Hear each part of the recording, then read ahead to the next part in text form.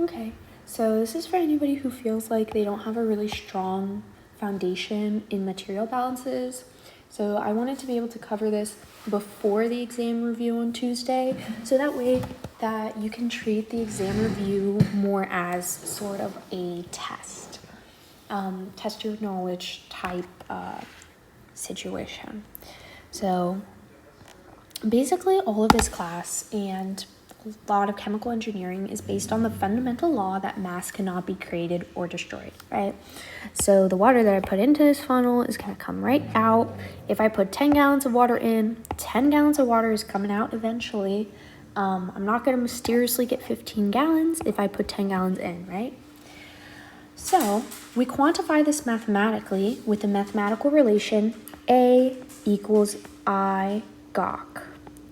And so the accumulation term, A, that stands for the amount of mass that's accumulating in your system. So in our funnel example, that would be the water that's accumulating in here. Your I, that's the input. That's the amount of mass that's going in. So that would be the water stream here. Generation and consumption. These terms are generally only used if we have a chemical reaction. In this case, we have no chemical reaction. We're just pouring water, moving it around. And then we have output. That's the mass that's coming out of our system.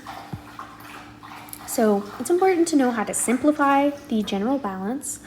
And so before we can even get into that, we just got to know that a system can either be steady state or transient. So steady state means that process variables, which are like your volume, temperature, pressure, and flow rates, are going to be constants.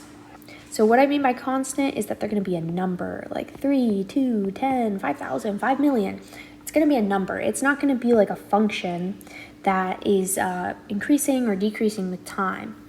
If it is a function that's increasing or decreasing with time, it's going to be a transient process.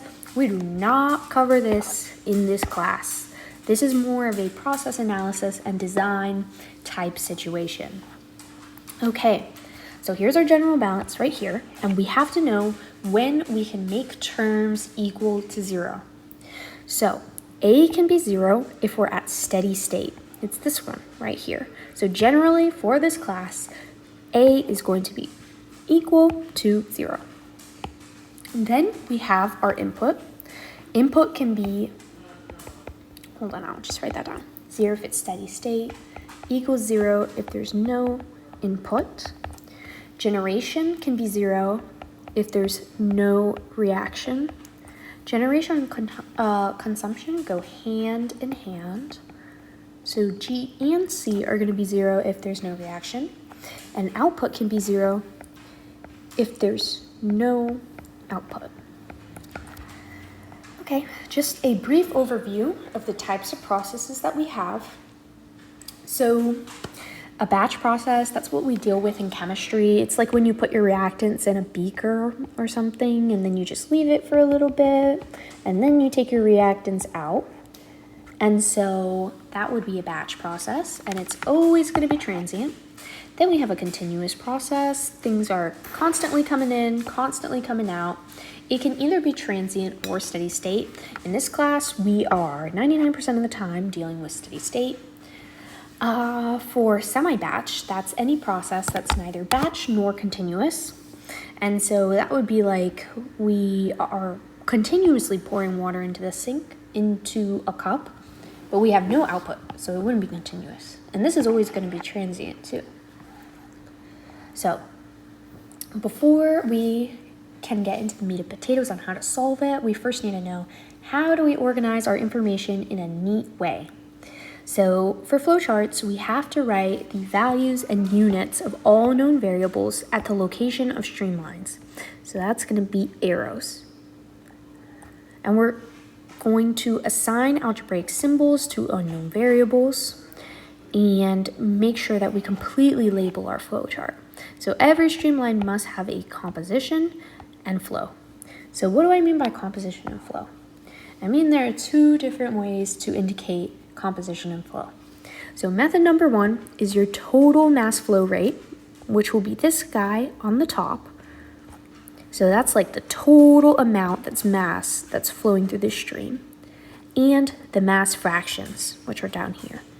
So when you multiply these mass fractions by the total flow rate, so XW times m dot, that is going to give you the amount of W that's actually flowing in this stream.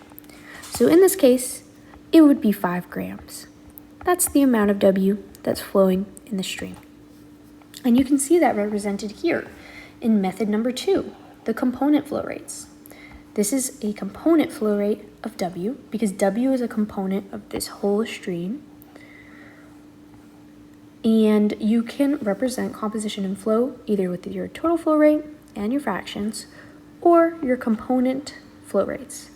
And they're related to each other in this way. So the component flow rate is equal to the mass fraction of that species times the total mass or molar flow rate of your stream. So let's try it out. So I like to read the problem really carefully, highlight important information, and then I start writing it out. So 1,000 kilograms per hour of a mixture of benzene and toluene containing 50% benzene by mass is separated by its distillation into 2 fractions. The mass flow rate of benzene in the top stream is 450 kilograms of B per hour, and that of toluene in the bottom stream is 475 kilograms of toluene per hour. The operation is at steady state, and we need to write balances to calculate our unknowns. So let's start. I'm just going to draw a box and name it distiller. Okay, so I'm going to draw an arrow coming in because we were told right here that 1,000 kilograms per hour of a mixture is coming in. So M1 equals 1,000 kilogram per hour. And I'm going to name this my input stream. Okay, and it says that in this stream, 50% benzene by mass is present. So that's a mass fraction. So X1B equals 0.5. And so I know that it's going to be a mixture of benzene and toluene. So there's also going to be an X1T. And for mass fractions and mole fractions, they all have to equal 1 for a particular streamline. So for this streamline here, this number 1 stream, I know that the mass fractions in 1 have to equal 1.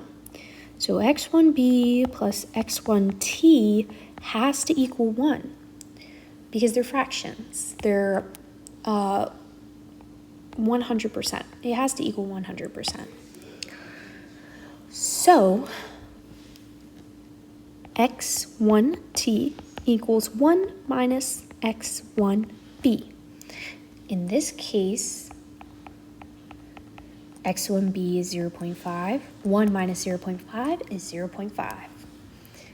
Okay, and then it said that we have a top stream. So I'm going to call this one 2 and name it top stream. And it says the mass flow rate of benzene in the top stream is 450 kilograms per hour. M2 benzene equals 450 kilogram per hour. And so specifically in this problem statement, it says it's separated by distillation into 2 fractions. Whenever you hear this 2 fraction, just know that whatever chemicals that it is splitting up into 2 fractions, there's going to be these 2 chemicals present in both of the streams. It's just splitting it into different concentrations is a way to say it. So there's still going to be some toluene in this stream. We just don't know how much yet. So I'm going to put a little question mark. Okay, it also told us that there was going to be a bottom stream. So I named this one, number 3, the bottom stream. Okay. So these should all be dots. Okay. So that of toluene in the bottom stream is 475 kilograms per hour. So M3T equals 475 kilogram per hour. And so just like the top stream, I know that there's going to be some benzene in here too. But I'm going to put a little question mark because we're not told it and we have to calculate it. Okay, so this is our final flowchart. This is generally what all your flowcharts should look like. It keeps your information very organized. Notice how every stream has a mass flow rate and composition indicated.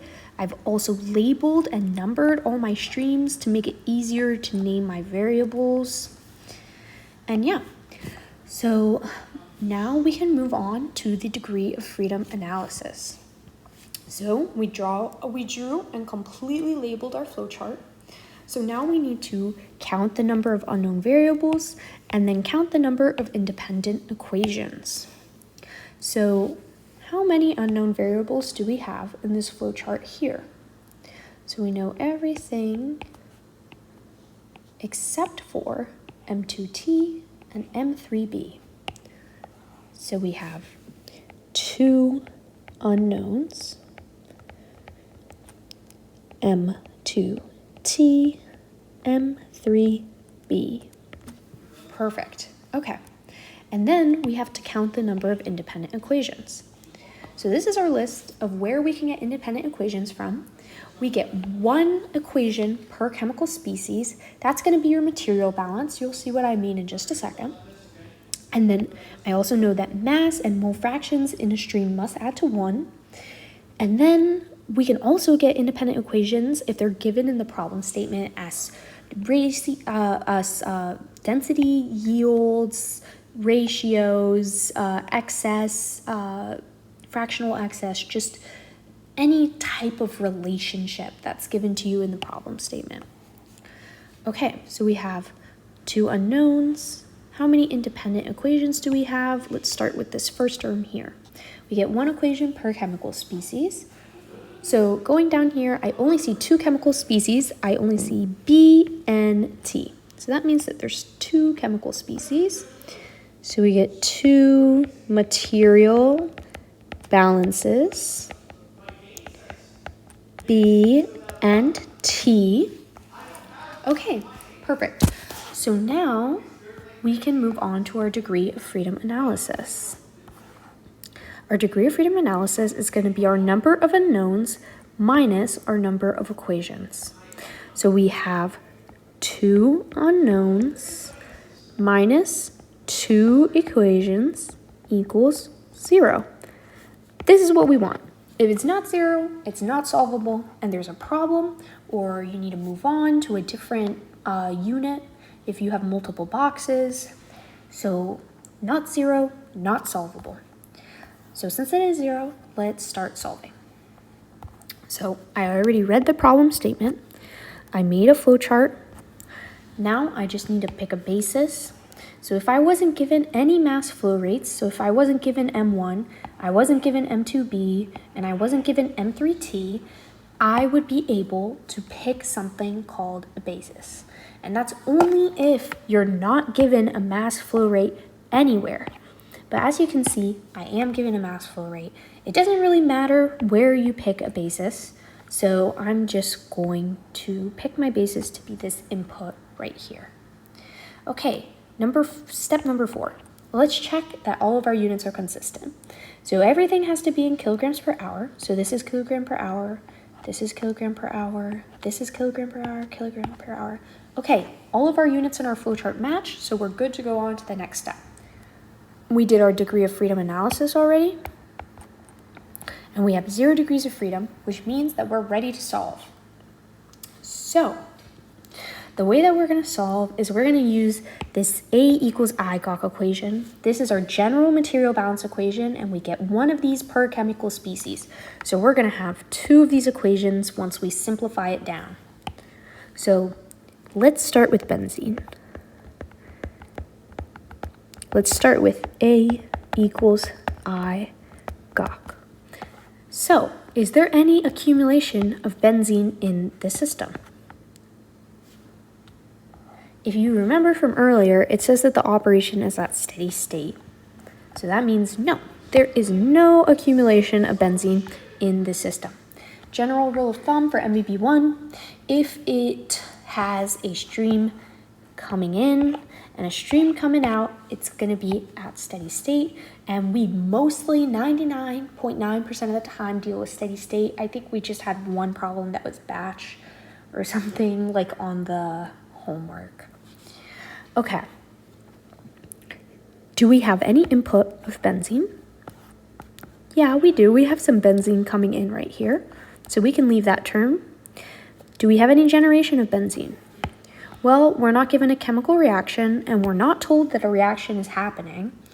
And this is a distillation operation. A distillation operation is just a fancy way to say that we're splitting stuff up. So no, there is no generation. And since generation and consumption are linked, there's no consumption either. Is there any output of benzene? Yeah, there's some output here, there's some output here. So we can leave that one too. So this reduces down to in equals out. So now let's go find the amount of benzene coming in. Okay, so I see here that the amount of benzene coming in is going to be M1B, since there's only one stream of benzene. So the only benzene that's coming in is going to be an M1. So M1B equals, and we see two streams of benzene coming out. So it's going to be M2B plus M3B. So M1B equals M2B plus M3B. Okay.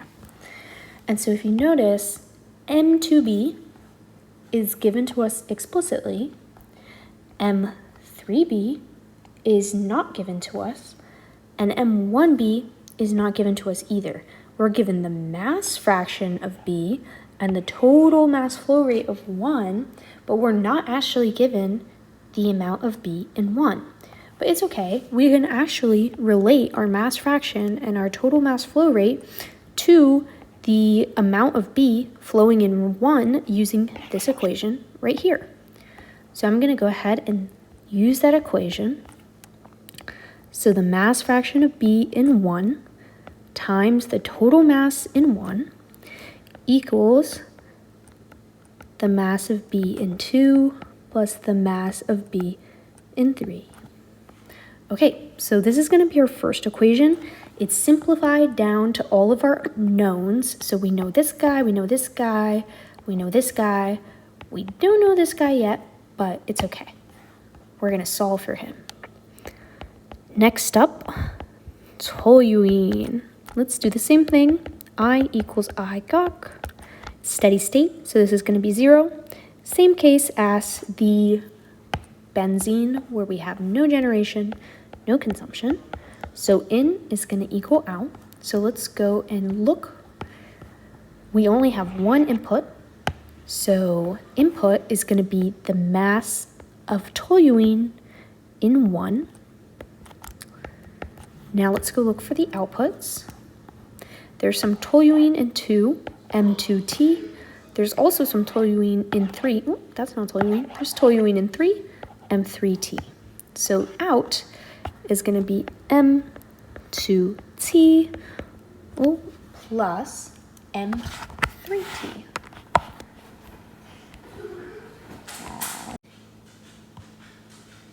Okay, cool. So I'm going to do the same thing I did for the first one and put M1T in terms of what I know, which is the mass fraction and the total flow rate.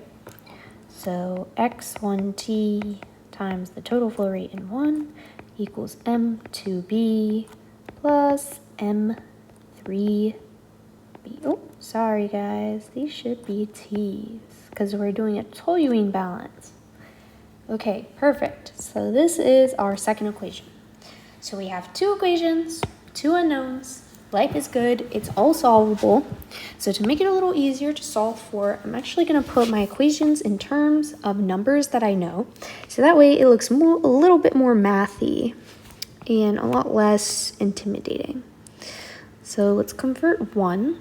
So we know x1, that's going to be 0.5. We know M1, that's going to be 1,000, equals M2B, it's going to be this one right here, 450. Okay, we need M3B now. We don't know it, so we're just going to leave it in terms of its variable. All good, we're going to solve for it. Okay, now time for number 2. We need x1t. It's going to be 0.5. And now we need m1. It's going to be 1,000. And that's going to equal m2t. So that's going to be unknown, but it's okay, we'll solve for it. And then we have m3t, so that's going to be 475. Okay, perfect. So now we can simplify this one out. So this is 1, I'm going to simplify it. M3b. Okay, so based on this, M3b should be 50 kilogram per hour. Let's simplify out 2. 500 equals 475 plus M2t. That means that M2t equals 25 kilogram per hour. Okay, so we've solved for both of our unknowns, which means we've done what the question has asked. Here's a little trick that you can do to check if you actually got the right answer. So if you have a non-reactive process, your mass and moles coming in is going to equal your mass and moles coming out. If you have a reactive process, your moles coming in might not equal your moles coming out. But don't worry about that. If you have a non-reactive process, just know that you can check using the total mass balance. So what do I mean by that? I mean that everything coming in needs to equal everything coming out. So let's do our little check. So what's coming in? Everything coming in is going to be M1. And it needs to equal everything coming out. So that's going to be M2B plus M2T plus M3T plus M3B. So a lot of stuff. So M2B plus M2T plus M3T plus M3B. Perfect. Okay, we know M1, that should be 1,000. We know M2B, that should be 450. We know M2T, that should be 25. We know M3T, that should be 475. And we know M3B, that should be 50. Okay, so 450 plus 50 plus 25 plus 475, that equals 1,000. So that means that the stuff coming in equals the stuff coming out, which means that we are correct and we solved it correctly. Okay, so that was just an overview of how to just in general do a very simple material balance. And yeah.